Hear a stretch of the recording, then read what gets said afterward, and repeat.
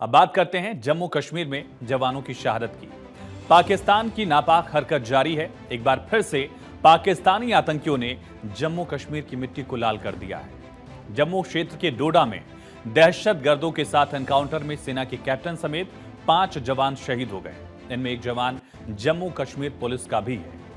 पाकिस्तानी दहशतगर्दों के इस कायराना हरकत पर सेना एक्शन में है और आतंकियों के सफाई के लिए सेना लगातार ऑपरेशन भी चला रही है।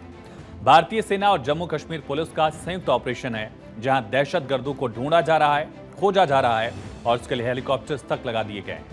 एनकाउंटर उस वक्त शुरू हुआ जब राष्ट्रीय राइफल्स और जम्मू कश्मीर के स्पेशल ऑपरेशन ने डोडा से करीब 55 किलोमीटर दूर डेसा के जंगल में आतंकियों को देर शाम घेर लिया था। आतंकियों ने भागने की कोशिश की, गोलीबारी शुरू कर दी, लेकिन सुरक्षा बलों की कार्रवाई जारी रही।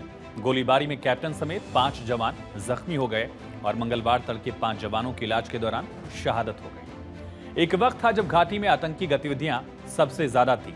कश्मीर का हिस्सा इससे ज्यादा प्रभावित था। जम्मू में आतंकवाद की घटनाएं कम दिखा करती थी या विरले दिखा करती थी। मोदी सरकार ने ऑपरेशन ऑल आउट भी चलाया। आलम यह है कि कश्मीर घाटी में दहशतगर्दी काफी कम हो गई है। अब आतंकियों ने कश्मीर घाटी की बजाय जम्मू रीजन को टारगेट किया है और इनमें से जम्मू क्षेत्र में 30 दिन में 7 आतंकी हमले रिपोर्ट किए गए।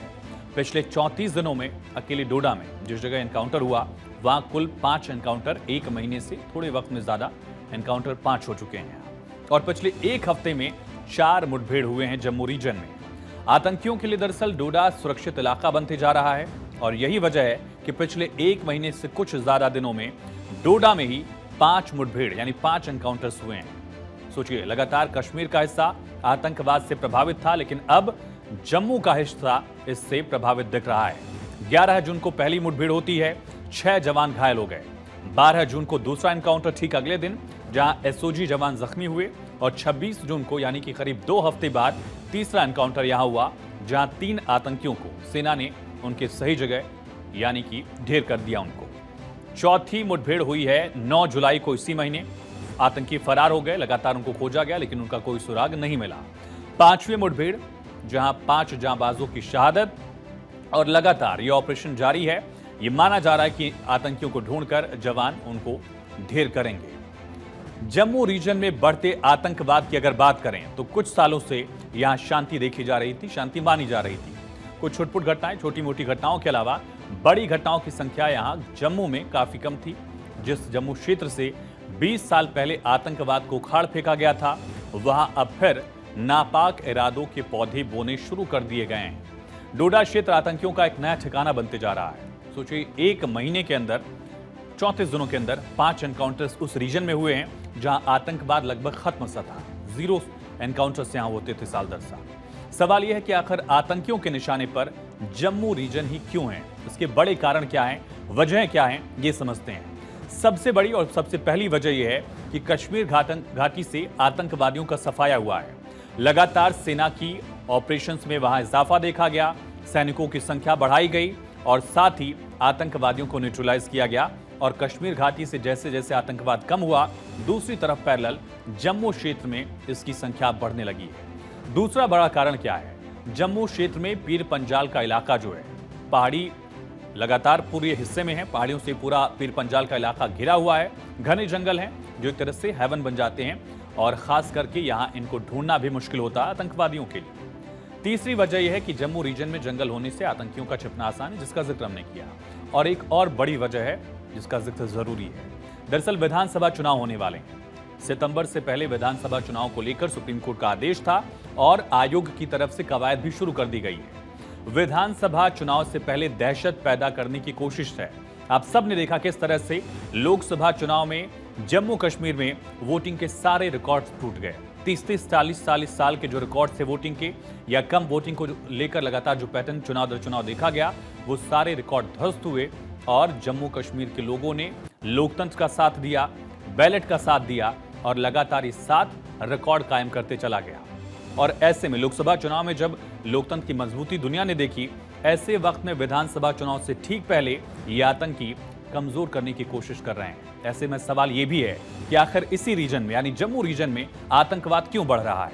आतंकियों को आखिर बूस्टर डोज किससे मिल रहा है, मदद किससे मिल रही है, ये भी समझते हैं। दरअसल लोकल्स की भूमिका बेहद संदिग्ध है। मुखबिरों की गद्दारी और वोट की राजनीति को इसमें है माना जा रहा है। आईएसआई की चालबाजी भी सामने आ रही है, जो साल दर साल और दशक दर दशक देखा गया है। लेकिन लोकल लोगों की आतंकियों के प्रति जो सहानुभूति है वो एक बहुत बड़ा फैक्टर है। कुछ जगहों पर इस तरह के विजुअल्स भी सामने आए जहां लोकल लोगों की तरफ से बाकायदा सेफ हेवन घरों में बनाया गया था, जहां आतंकियों को मदद दी जाती थी और वहां छिपा कर रखा जाता था। जम्मू कश्मीर में एक के बाद एक कई आतंकी हमलों के बाद यहां के डीजीपी आर स्वैन ने डोडा में हुए आतंकी हमले से पहले एक बड़ा स्टेटमेंट भी दिया। जम्मू में कार्यक्रम था और डीजीपी ने कहा, जम्मू कश्मीर की क्षेत्रीय राजनीति के चलते, लोकल पॉलिटिक्स के चलते पाकिस्तान के लोगों के बीच यहां घुसपैठ जो है वो दिख रही है। पाकिस्तान के यहां के लोगों के बीच घुसपैठ करने में पाकिस्तान कामयाब रहा है। सुनिए। The full truth is, Pakistan successfully came to infiltrate all important aspects of our civil society. Thanks to the regional so-called mainstream politics in the valley, there is overwhelming evidence to show that many had honed the art of running with the hare and hunting with the hound to a near science that left both the common men and the security men bewildered, frightened and confused. Visiting homes of killed terrorists and expressing sympathy in public became the new normal. While elimination of new recruits to terrorism was allowed and tacitly encouraged, those who facilitated the recruitment, arranged finances, were never investigated. तो राज्य के सबसे बड़े police अधिकारी की तरफ से जानकारी दी गई कि किस तरह से लोकल राजनीति की वजह से यह स्थिति हुई है। आतंकवादी हमले को लेकर मोदी सरकार सख्ती के मूड में है। रक्षा मंत्री राजनाथ सिंह ने आज सेना प्रमुख जनरल उपेंद्र द्विवेदी से फोन पर बात की और सेना प्रमुख को आतंकी घटनाओं को लेकर सख्ती से पेश आने के निर्देश दिए हैं। राजनाथ सिंह ने एक्स पर पोस्ट किया, लिखा कि डोडा में आतंकवाद विरोधी अभियान में हमारे बहादुर और साहसी भारतीय सेना के जवानों के शहीद होने पर मुझे गहरा दुख हुआ है। मेरी संवेदनाएं शोक संतप्त परिवारों के साथ हैं। राष्ट्र हमारे उन सैनिकों के परिवारों के साथ मजबूती से खड़ा है जिन्होंने कर्तव्य निभाते हुए अपने प्राणों की आहुति दी। आतंकवाद विरोधी अभियान जारी है और हमारे सैनिक आतंकवाद के अभिशाप को खत्म करने, क्षेत्र में शांति और व्यवस्था बहाल करने के लिए प्रतिबद्ध है, ये कहा गया राजनाथ सिंह की तरफ से। उधर जम्मू कश्मीर के उपराज्यपाल मनोज सिन्हा ने कहा, सैनिकों की शहादत का बदला लेंगे। सोशल मीडिया एक्स पर मनोज सिन्हा की पोस्ट भी आपको हम दिखा रहे हैं। उन्होंने लिखा, डोडा जिले में हमारे सेना के जवानों और जम्मू कश्मीर पुलिस कर्मियों पर हुए कायरतापूर्ण हमले के बारे में जानकारी मुझे मिली है। गहरा दुख हुआ। हमारे देश की रक्षा करते हुए सर्वोच्च बलिदान देने वाले बहादुर सैनिकों को श्रद्धांजलि। हम अपने सैनिकों की मौत का बदला लेंगे। आतंकवादियों, उनके सहयोगियों के नापाक मंसूबों को नाकाम करेंगे। मैं लोगों से आतंकवाद के खिलाफ लड़ाई में एकजुट होने और हमें सटीक जानकारी प्रदान करने का आह्वान करता हूं ताकि हम आतंकवाद विरोधी अभियानों को तेज करें और आतंकी परिस्थिति की तंत्र का अंत कर सके। ये एलजी मनोज सिन्हा ने लिखा है, एक्स पर पोस्ट करते हुए दुख जाहिर किया और साथ ही बदला लेने की बात कही है। तो एक्शन की बात कही जा रही है, एक्शन होना भी चाहिए। जिस तरह से कश्मीर घाटी से आतंकियों का सफाया किया गया है, वैसा ही अभियान एक बड़े पर्सपेक्टिव पर जम्मू रीजन में भी चलाने की जरूरत है। डोडा में आतंकी घटनाओं के बाद सेना की कई टीमें जो हैं वो मौके पर पहुंची हैं और सर्च ऑपरेशन को तेज कर दिया गया है। इस हमले की जिम्मेदारी कश्मीर टाइगर्स नाम के आतंकी संगठन ने ली। कश्मीर टाइगर्स जैश का ही संगठन है जिसने कठुआ में जवानों के काफिले पर हमले की जिम्मेदारी ली थी और एक बार फिर से एक बड़े अटैक के पीछे उसने अपनी बात कही है। जम्मू क्षेत्र में आतंक विरोधी अभियान चलाना सबसे ज्यादा चुनौतीपूर्ण है, सबसे मुश्किल माना गया है। पिछले एक महीने में जम्मू के जंगलों और पहाड़ी इलाकों में लगातार सर्च ऑपरेशन चलाए गए।